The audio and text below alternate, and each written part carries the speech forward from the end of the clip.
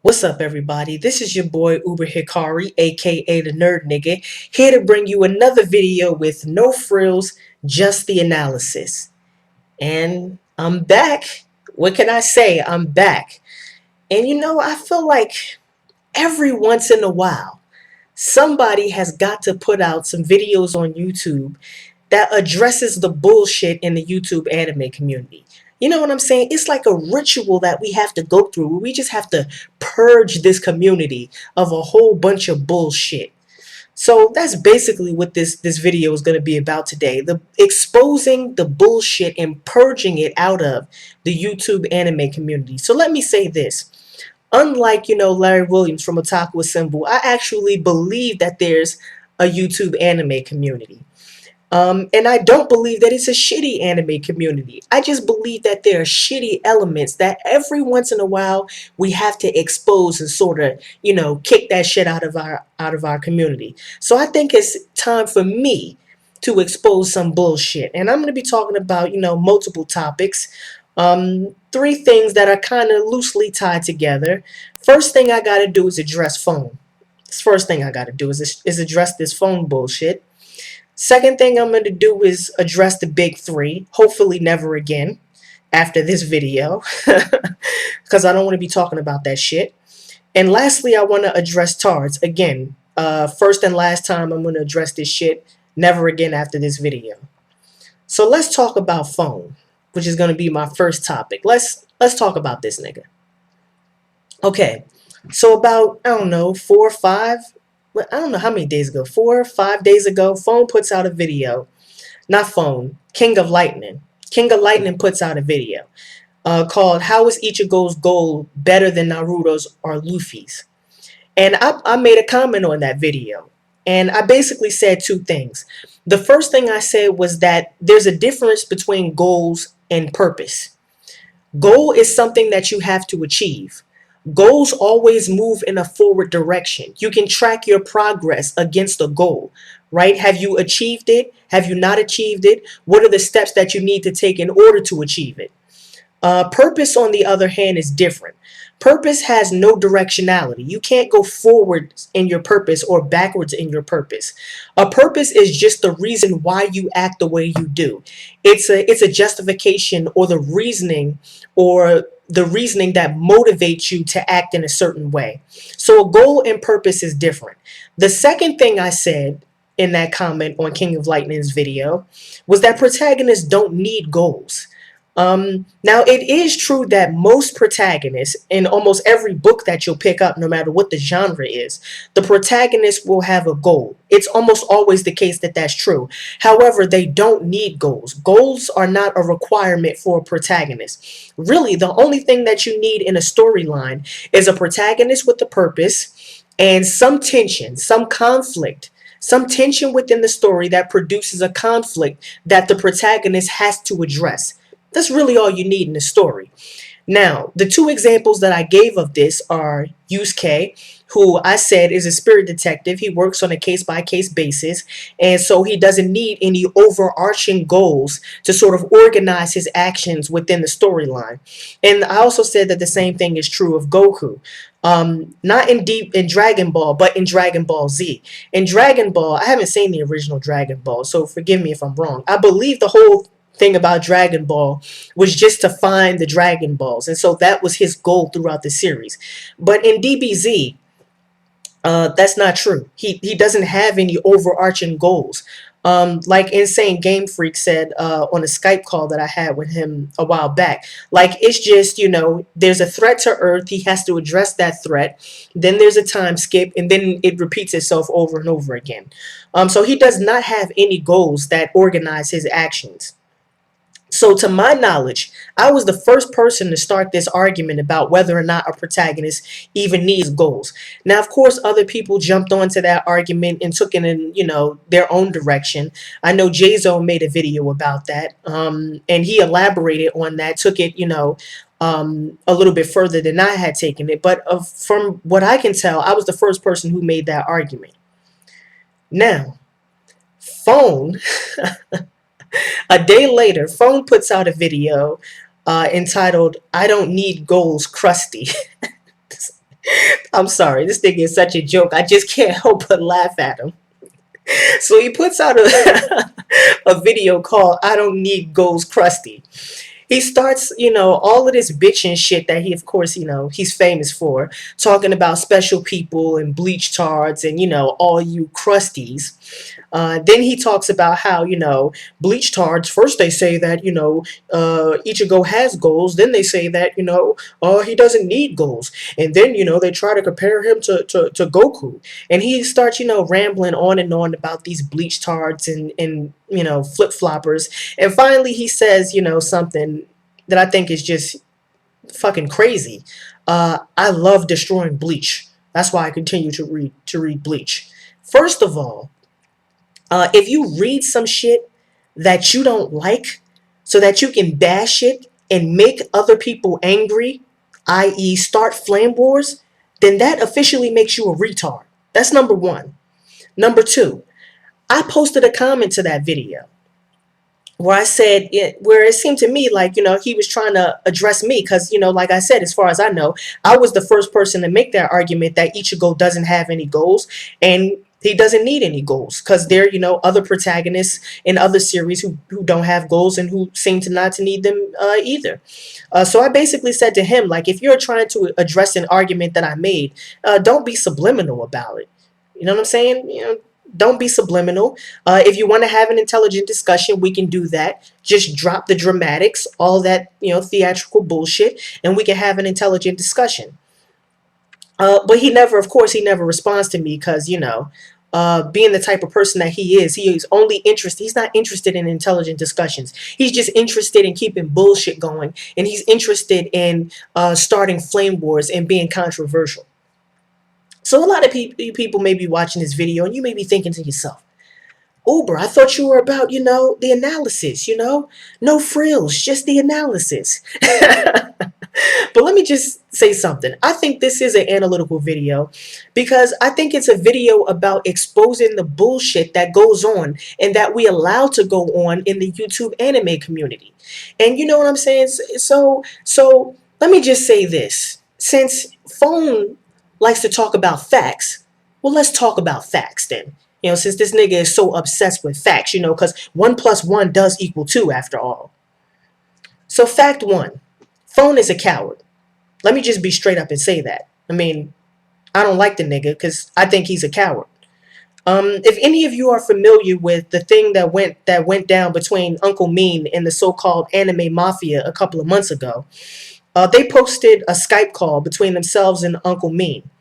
Where they basically, called him all types of names, tried to humiliate him, and then, posted that shit on YouTube, I guess for, their own amusement and the amusement of, everybody else who, wanted to listen in. And from my standpoint, that's not some shit that a real man does.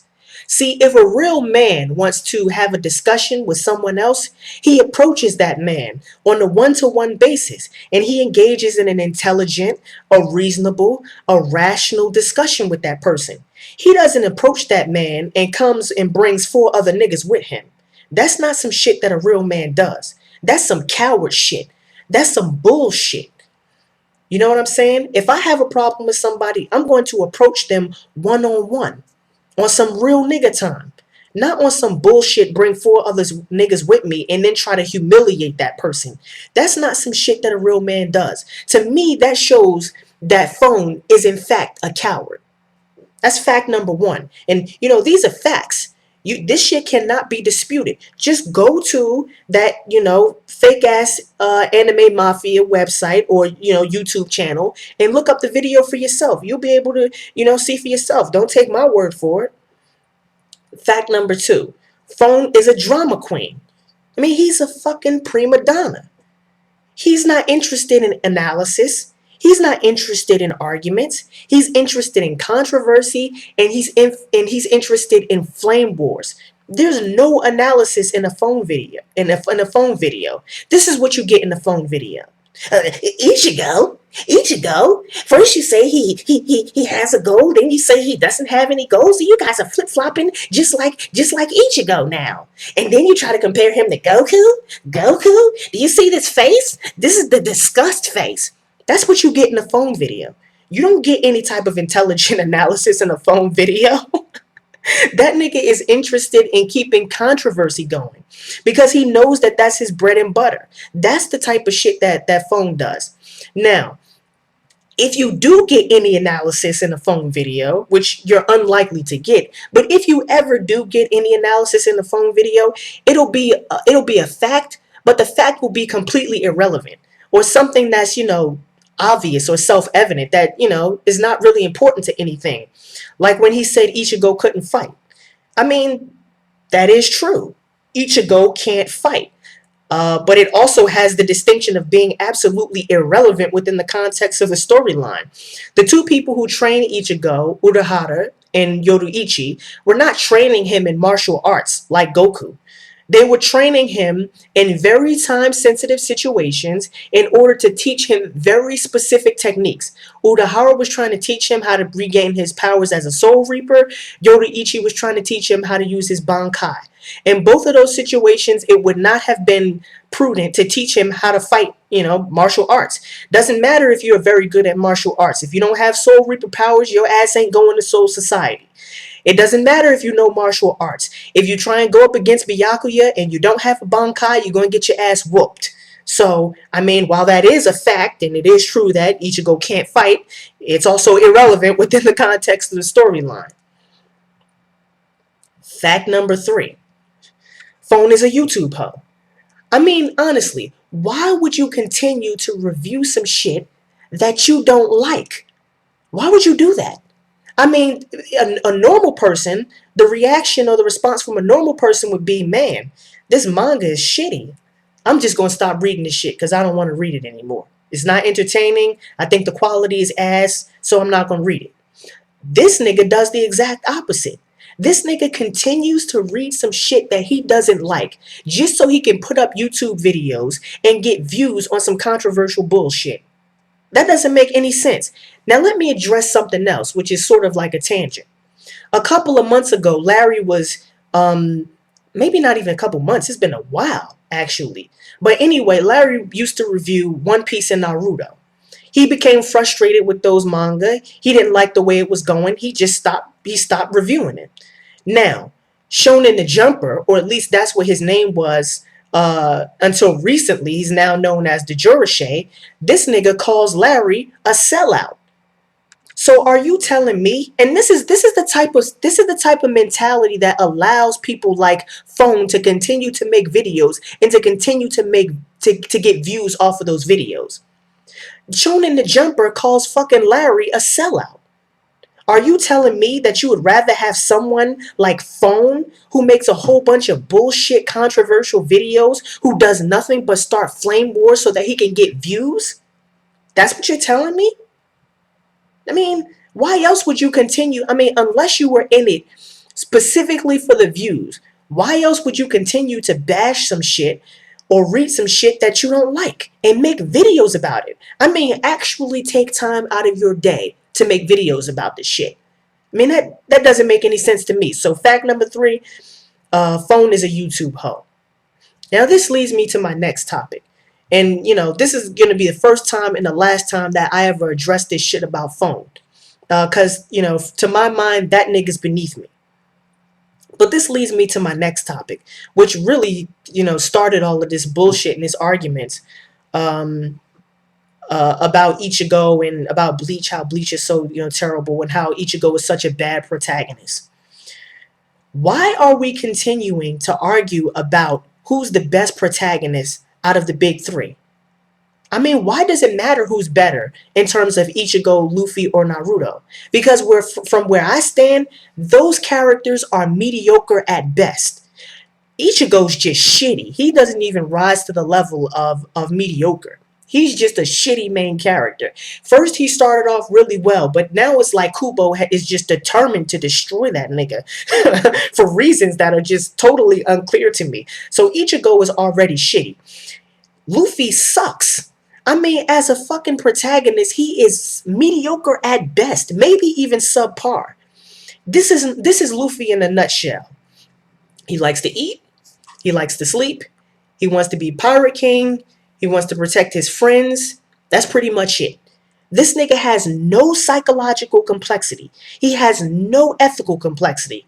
Now, granted, maybe he has gained some of those things because the last time I read a One Piece chapter was shit, April of 2010. So like a year and a half ago.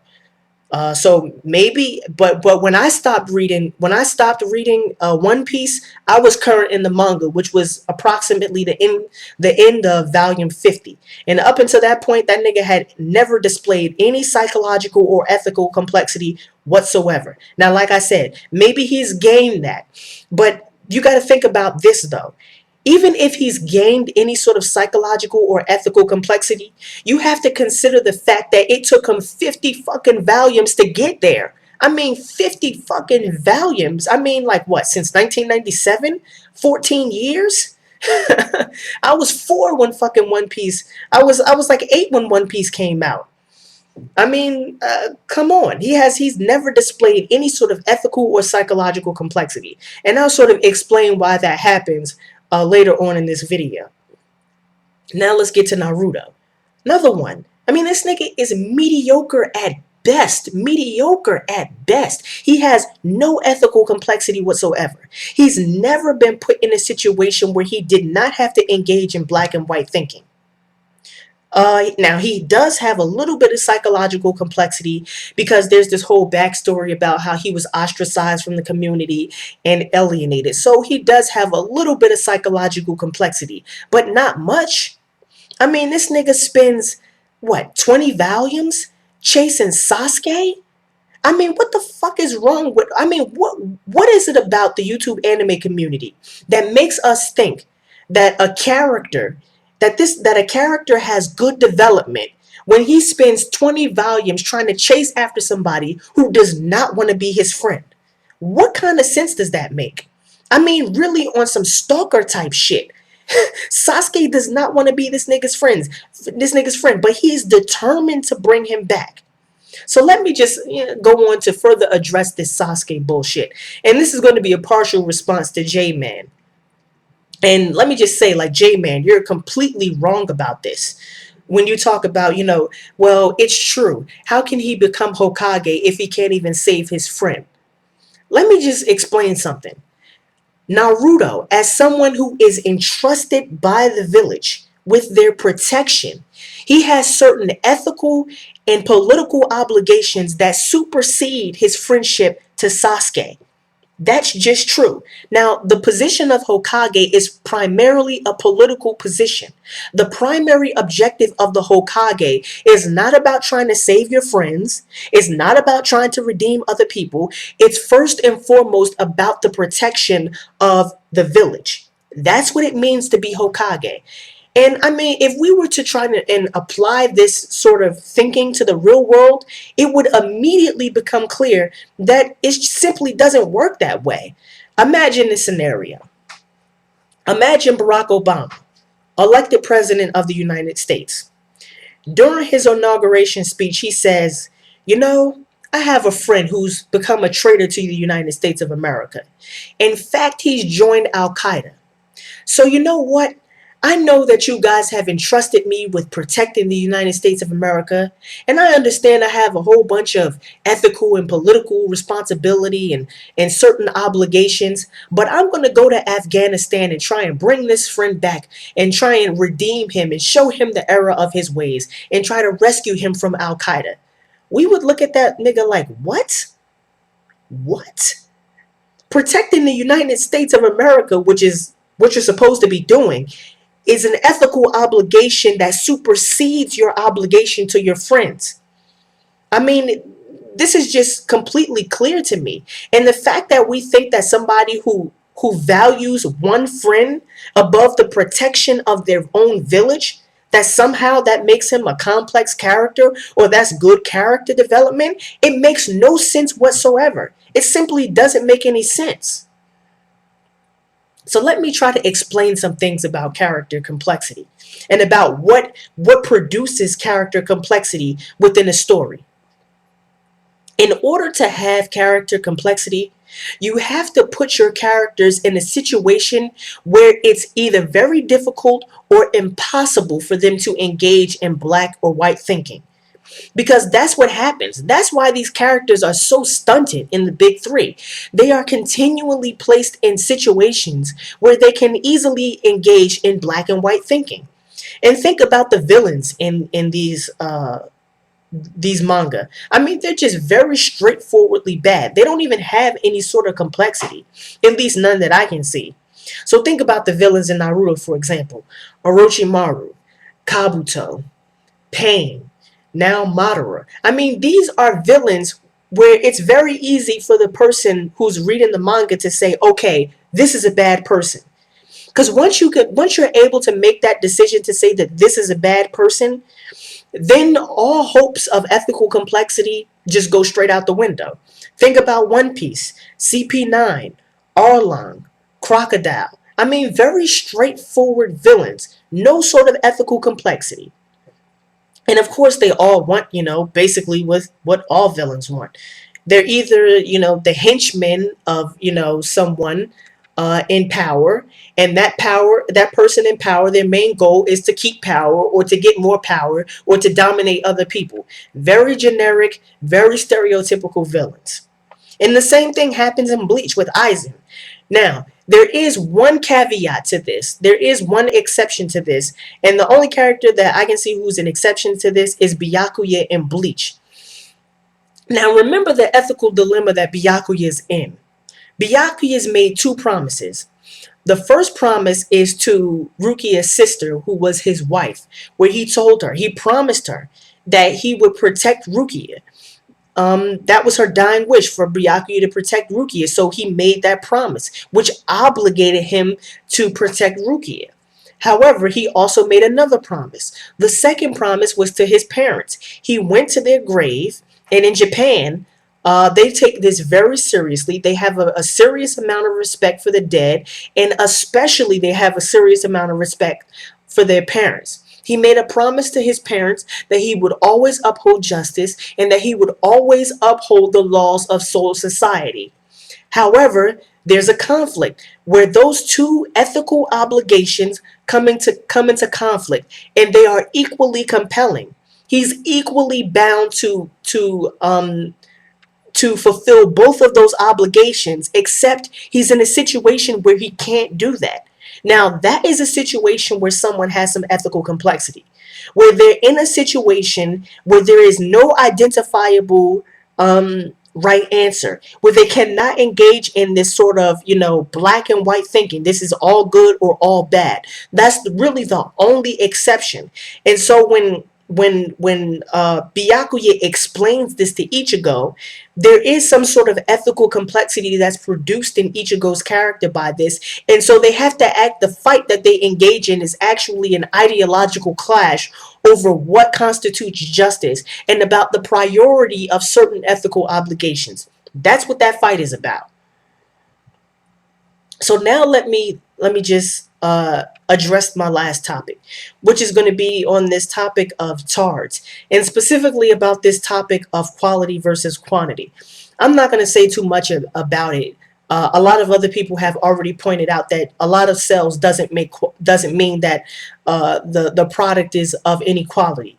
But let me just take this a step further and bring back an argument I made in my very first video in my response to Uber Black Man, where I said that people have a very difficult time. And this is not just with people who watch anime or who are in the YouTube anime community. This happens in almost every area of people's lives. People have a very difficult time distinguishing something that they like from something that's quality. Now, I've been saying this since I've started making YouTube videos. I like Bleach. I think it's enjoyable. I still think it's entertaining. Now, I think the quality is shit, but I still enjoy it. Enjoying something is not about, whether or not you think that thing has quality. It's simply a matter of preference. It's a matter of taste. and somebody can't be wrong about their taste. Now, something can either be have good quality or bad quality, but it's not like you can apply standards of quality to the things that you like. And that's the problem. That's the type of mentality that produces tards, when they can't seem to distinguish between things that they like and things that are quality. So let me explain what a tard is, because a lot of people don't know what a tard is. A tard is a person who can't distinguish between quality and things that they like. Two, a tard is someone who cannot engage in an intelligent conversation. Like, you ask them, why is it that the thing that they like is of particular quality? They just say shit like, Naruto for the win, or you fail. They say stupid shit like that. A tard is a person who thinks that because they like One Piece, that means that they have to bash Naruto or they have to bash One Piece. That's what a fucking tard is. A tard is not someone who likes something obsessively. If you like something obsessively, that just means you like that thing obsessively. It doesn't mean that you're a tard. Um, I like some things obsessively, but that doesn't make me a tard. I can still engage in intelligent conversations about the things that I like. I still am able to establish a clear difference between something that's of quality and something that I just enjoy. It just means, I happen to have this particular taste and I like this thing obsessively. But just again, because you like something obsessively, that doesn't make you a tard.